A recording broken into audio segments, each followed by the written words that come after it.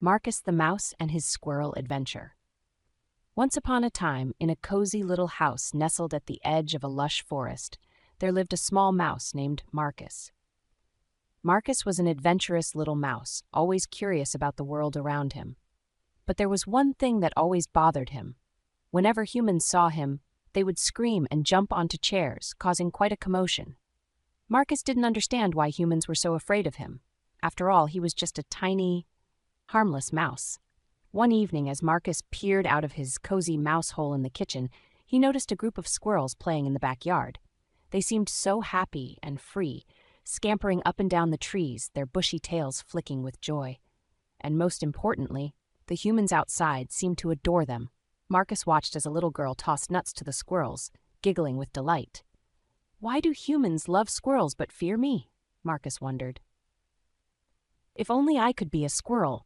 Maybe then I could have fun outside and make friends without scaring anyone." As Markus daydreamed about being a squirrel, he heard a soft purring sound. His heart skipped a beat, and he quickly scurried back into his hole just as the house cat Whiskers padded into the kitchen. Whiskers was always on the lookout for Markus, hoping for a little mouse chase. "I need to get out of here," Markus thought. "I need to find a way to meet those squirrels."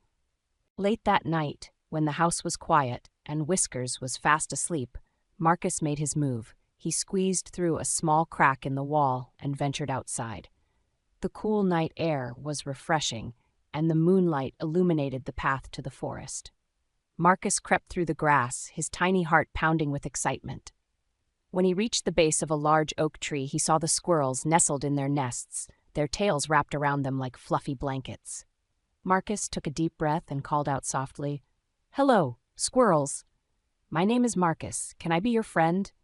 The squirrels stirred and peeked down at Markus. They chattered among themselves, and a particularly curious squirrel named Hazel climbed down the tree to get a closer look. "You're a mouse," Hazel said, tilting her head. "Why would you want to be a squirrel?" "Humans are afraid of me," Markus explained, "but they seem to love squirrels. I thought if I could be more like you, I could make friends and not scare anyone." Hazel looked skeptical but nodded. "Well, we don't usually see mice trying to join us, but let's see what the others think." Hazel led Markus up the tree to where the other squirrels were gathered. They eyed Markus warily, unsure of what to make of him. Hazel explained Markus's situation, and the squirrels whispered among themselves. Finally, an older squirrel named Rusty stepped forward. "We appreciate your bravery, little mouse, but you are not a squirrel. You don't have a bushy tail or sharp claws to climb trees. It's best if you find friends among your kind." Markus's heart sank. "But I can learn. I can try to be like you." Rusty shook his head. "It's not just about trying. You are who you are, and that's okay. But being a squirrel is different from being a mouse." Feeling rejected and dejected, Markus climbed down the tree and wandered further into the forest. As he walked, he heard a rustling sound and looked up to see a hawk circling above. His heart raced with fear, but then he heard a panicked cry. A young squirrel, separated from the group, was being swooped upon by the hawk.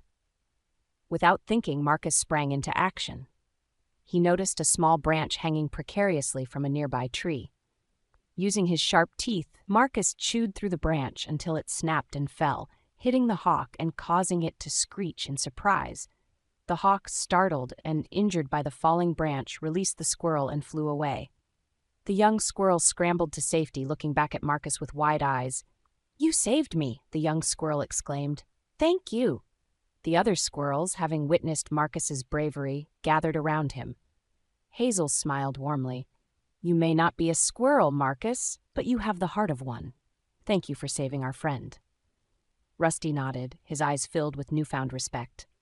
"You've shown great courage, Markus. Perhaps we were too quick to judge. Would you like to join us and learn our ways?" Markus's heart soared with joy. "Yes, I would love that."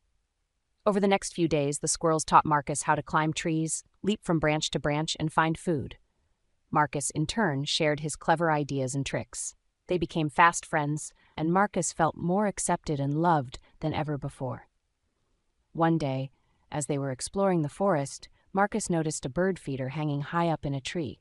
The squirrels had often talked about the bird feeder, but it was too difficult for them to reach. "What if we could find a way to get to it?" Markus suggested. Rusty chuckled. We've tried, but it's too high and the pole is too slippery. Markus thought for a moment, then had an idea. What if we make a ladder out of branches? The squirrels looked at each other, intrigued. Together, they gathered small branches and twigs. Markus, using his sharp teeth and nimble paws, fashioned them into a makeshift ladder. It was a challenging task, but Markus was determined. Finally, the ladder was complete. Markus climbed up first, testing each step carefully. When he reached the top, he cheered. It works! Come on up! One by one, the squirrels climbed the ladder, their eyes wide with excitement as they reached the bird feeder. They enjoyed a feast of seeds and nuts, all thanks to Markus's clever idea. As they sat together, sharing their meal, Rusty turned to Markus. You've taught us so much, Markus. You may be a mouse, but you are truly one of us now. Markus beamed with pride.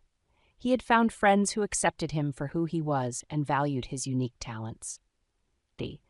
He realized that being different wasn't a bad thing, it was something to be celebrated. As the days passed, Markus became an integral part of the squirrel community.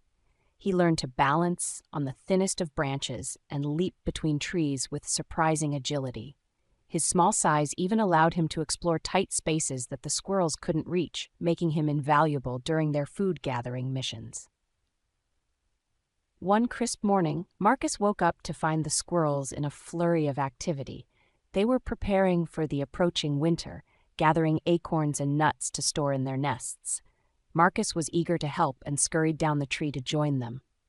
Winter is coming soon, Rusty explained to Markus. We need to gather as much food as we can and make sure our nests are well insulated.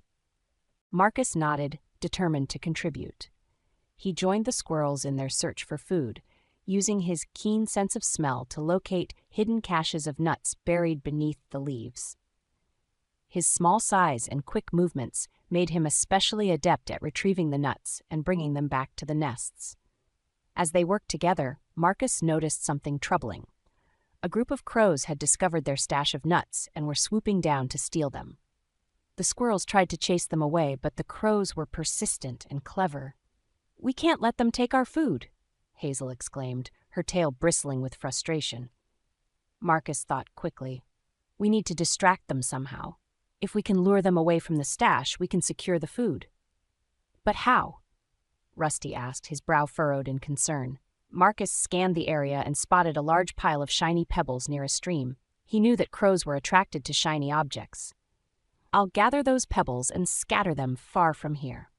While the crows are busy with the pebbles, we can secure our food. The squirrels agreed, and Markus set to work gathering the pebbles. With Hazel's help, they carried the pebbles to a distant clearing and scattered them around. Sure enough, the crows were immediately drawn to the shiny objects, cawing excitedly as they investigated the pebbles. While the crows were distracted, the squirrels quickly secured their stash of nuts, burying them deep within their nests and covering the entrances with leaves and twigs to keep them hidden. When they finished, they gathered around Markus, grateful for his clever plan. Once again, you've saved the day, Markus, Rusty said, clapping a paw on Markus's back. You're a true friend and an honorary squirrel. Markus felt a warm glow of pride. He had not only found acceptance among the squirrels, but had also become a valued member of their community. As winter approached, the forest transformed into a snowy wonderland. The trees were blanketed in white, and the air was crisp and cold. Markus and the squirrels huddled together in their nests, sharing warmth and stories to pass the time. One particularly cold night, as the wind howled outside, Markus snuggled closer to his friends and reflected on his journey. He had faced many challenges, from escaping whiskers to earning the squirrels' trust. But through it all, he had discovered his own strengths and talents, and had found a place where he truly belonged. And so, Markus the mouse lived happily among the squirrels, always ready for new adventures and challenges. He knew that making friends could be difficult, but with persistence, bravery, and a little bit of luck, anything was possible. Every night, as Markus curled up in his cozy nest high up in the trees, he felt grateful for his new friends and the wonderful life he had found.